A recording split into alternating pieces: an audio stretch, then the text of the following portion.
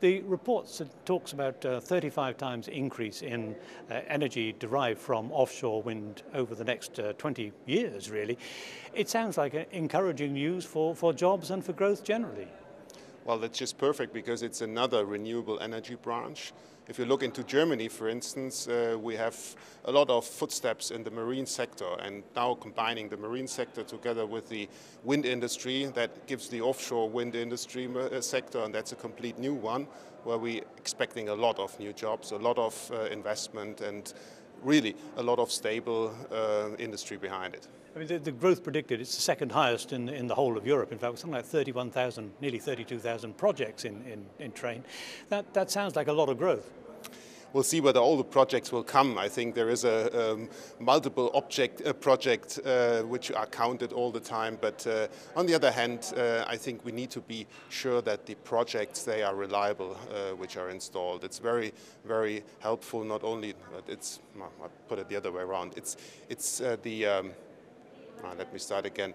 The most important thing is that the project is solely developed.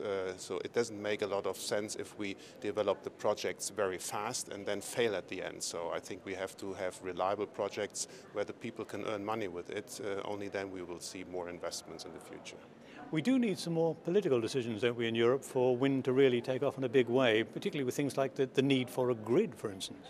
Yeah, that's the backbone of all, because the offshore farms without any grid doesn't help, and the offshore farms with grid in the sea doesn't help a lot if you don't get rid of the electricity, means if you don't get it transported to the customers at the end. So grid expansion is the most important issue, and then comes financing. You would like to see the EU and perhaps also Berlin taking some decisions that might be helpful here?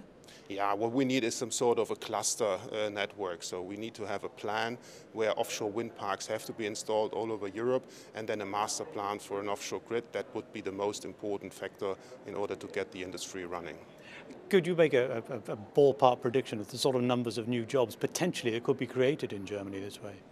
I think that is very, very difficult to give a number of for that, because it is so much in the maritime industry where people may have no jobs, but now they have jobs in the offshore sector, so I wouldn't count on numbers. But if you look into the investment, if we are going, for instance, in Germany to establish some 25 gigawatts of wind power, then we are talking about 100 billion euro investment, and then you can multiply that into jobs. But to really give you now a figure, I don't know whether this is really the best way.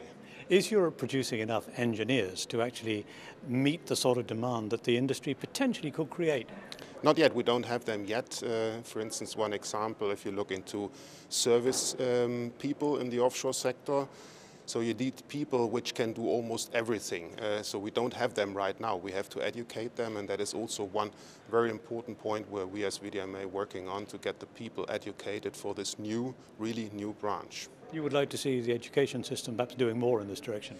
I think it's also some sort of the task of the industry to really make clear what is needed and to then bring it to the universities in order to get the people known and that they have to, now I'm gone. That's fine.